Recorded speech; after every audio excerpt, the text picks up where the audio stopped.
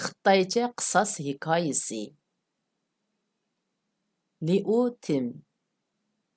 Yu Bigi Gujenning kuchliklar oldida beqindi qiyofatga kirib boshqalarning hesdashligini va yordamini qo'lga keltirish orqali oxirida dushmani bexutlashganda uni yo'qotib etishdek tadbiri butun Xitoyning zehniyatiga singan bo'lib, Xitoyning barliq darsliklaridan o'rin olgan vatanparvarlik tarbiyasi vaqaligidir.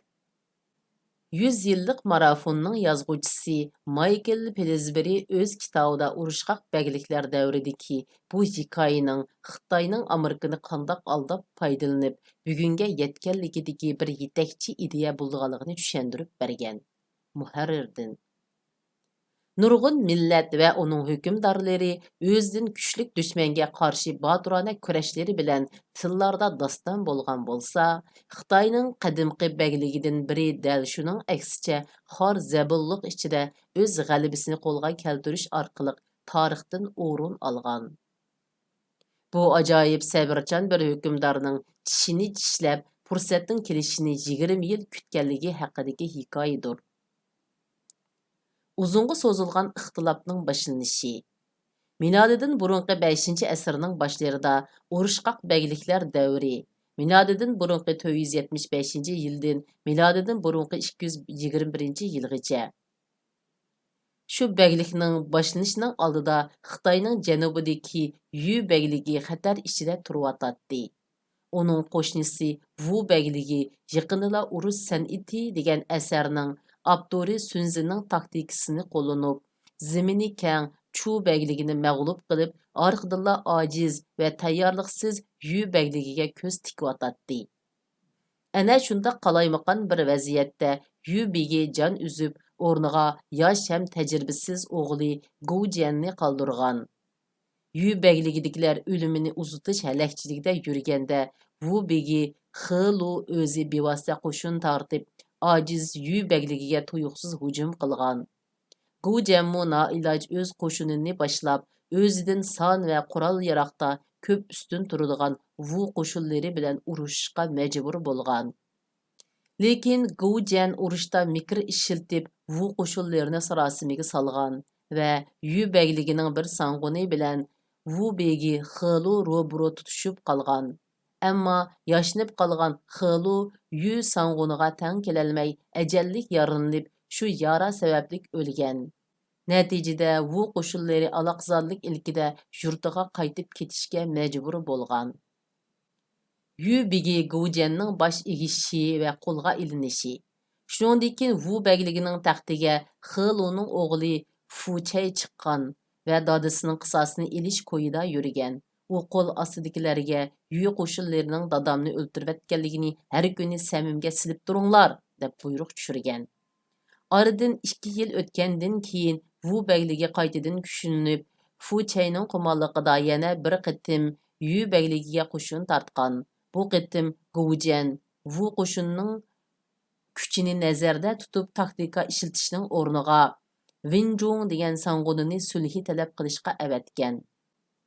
Sulhida Yu bagligi Wu bagligiga biqinadi. Buningdan sirt Yu begi Goujian bilan uning ayoli va bosh sang'uni Fanli qatorliqlar qul qilinib Wu bagligiga akitiladi degandek nihoyat og'ir shartlar bor edi.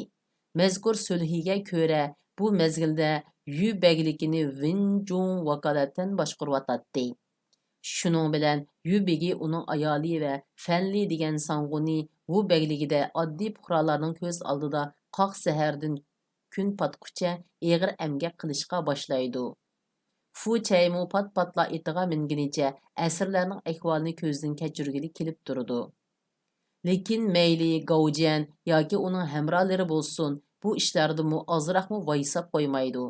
Shuning bilan bir vaqtda Yu bagligini boshqarayotgan sang'un Winjungmu Wu begini rozi qilish uchun qo'lidan kelganini qilib, Wu begini Yu bagligining sadoqatidan zinhor gumonlanmas holga akiladi.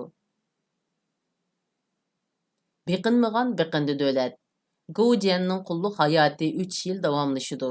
Uningdan keyin Fu Chay Yu bagligini to'liq tizginimga oldim deb o'ylab, Goujianning yurtiga qaytishiga ruxsat qiladi. Ammo Gujian ve Sanguni Fenli qatarlıqlar intiqam ilishning ko'yida edi. Gujian hörlükki chiqqandan keyin qulluq mezgilida tartqan xorluqlarini hargiz unutmaydi.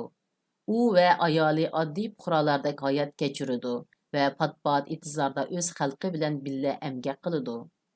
Gujianning mashhur ishlaridan yana biri shuki, u qulluqdagi aslimlarining sustab ketmasligi uchun shaq-shumbidan yasalgan karvatda yotadi ve torusqa zahardek achchiq yılanning o'tini isib qo'yadi.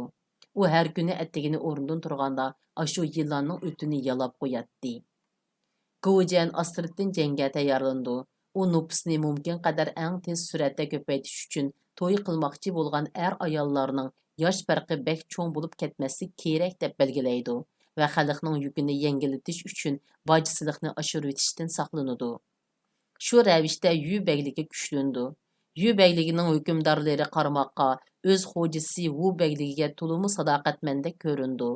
Gujian va uning sangullari savdo setiq ishlaridimi Wu begligini imkon qadar ko'p nafga erishtirdi. Ular yana nurg'un chiroyli qizlarni Wu begligiga to'qanliqqa avatidi. Sohibjamol Hilisi Wu begi Fuchay pishqadam sanguni Wu Zishuning takror ogohlantirishlariga quloq solmay, Yu begligi allaqachon ayvashga keltirildi. Ular bilan aramizda urush bo'lishi mumkin emas, degan qarshida ching turib oldi. Yosh Fuchay Wu Zishuni hamma ishda o'zi bilan qiyirishadigan johil qiri deb qaraydi. Fuchay Yu begligini talto'kis halaq qilishning o'rniga ular bilan sulhi tuzmoqchi bo'lganda Wu Zishu uni tanqidlagan. Fuchay Gujianning yurtiga qaytib ketishiga ruxsat qilgandimi, Wu Zishu uni tanqidlagan. Fuchay ishning oldi keynini o'ylashmayla boshqa begliklarga hujum qilgandimi, Wu Zishu uni yana tanqidlagan edi. Shundaqla Gujianning eng yaqin sarkardisi Fenli Shishi degan sohibjamolni Fuchayga to'qanliqqa avatgandimi, Wu Zishu bu ishga qarshi chiqqan edi. Shishi Xitoy tarixida 4 sohibjamol deb atalganlardan biri bo'lib, Fenli uni daryo bo'yida kir yuvayotgan yerida bayqab qolgan. U tuzuk tarbiyalanmagan, adab-axloq o'rganmagan qiz edi. Lekin Fenli uningga soz chilish, usul o'ynash degandek turli ishlarni o'rgatib, uni 3 yilda ko'ngildagidek to'qanliq nomzodiga aylantirgan. Nihoyat tabiiy holda Fuchay Shishini darrov qabul qilgan va uning ko'nglini ilish uchun o'rda saroy soldirib, hatto sun'iy ko'l qazdirib, nurg'un pulni so'rib etgan. Shundaqla beglikning ishlariga ko'ngil bo'lishning o'rniga butun vaqtini Shishining yinida o'tkazgan. Shu tariqada kuchli Wu begligi halokatga qadam yaqinlashgan. Tushkunlashish, chiriklashish va halok bo'lish. Halbuki Fuchay birdan-bir ozdirilg'uchi emas edi. Wu begligining boshqa sarkarda sang'ullarimi Yu begligidan avatilgan satanglarga dum tushgan. Zardorlar qasr saroy silish bilan mashg'ul bo'lishga boshlagan edi. Wu beyligidagilarning bu xil dunyoparastlik xohishini texim kuchaytirish uchun Gujian bilan Fenli ularga qasr saroy yasashda ishiltish uchun faqat daryo orqaliqla yo'tkigili bo'ladigan g'oyat zo'r yog'ochlarni avatib bergan. Ana shu shaklda Wu beyligining g'azinisi quruqdilishga boshlagan.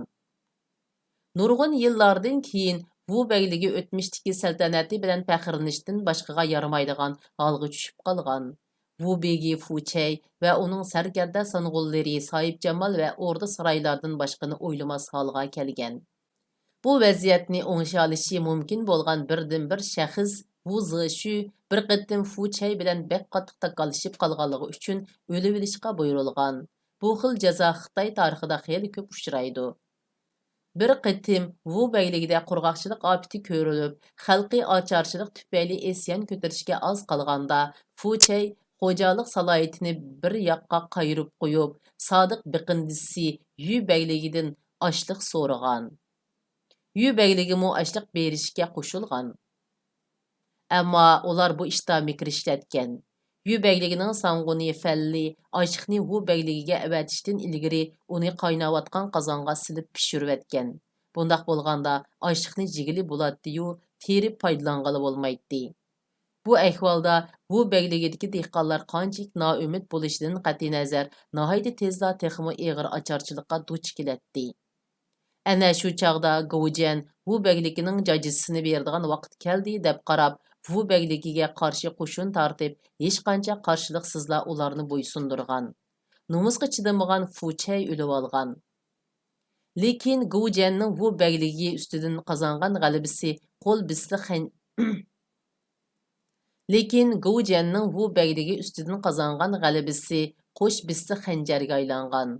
Bir tarafdan u dushmanini yenggandan keyin o'zi kutgandek aromxuda yashayolmagan va oxirida o'zi sarkarlarning sadoqatidan gumonlanib, tig' uchini ularga qaratib, Yu bəyligining eng zulmatli kunlardan o'tishida mislsiz rol o'ynagan Vin Jongni o'ltirib etgan.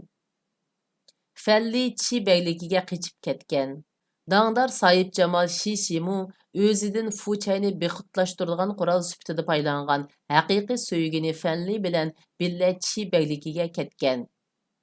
Goujен keyingilar tarafidan qushni itib tushirgandan keyinmu o'q yasini qo'lidan tushirmaydigan. İti ovlab kelgan o'ljini yegandan keyin itini bo'g'izib yetadigan odam deb tasvirlanadi. Janglarda shuncha ko'p natijalarni qo'lga keltirgan Yu bәgligi Goujеннің o'limidan keyin qalaymaqonlashgan. Bu bәgligi va Yu bәgligi ikkilisi qaytadan gullangan Chu bәgligi tarafidan bo'ysundirilgan. İngilizchadan Anvar Qaraqurum tarjim qilgan.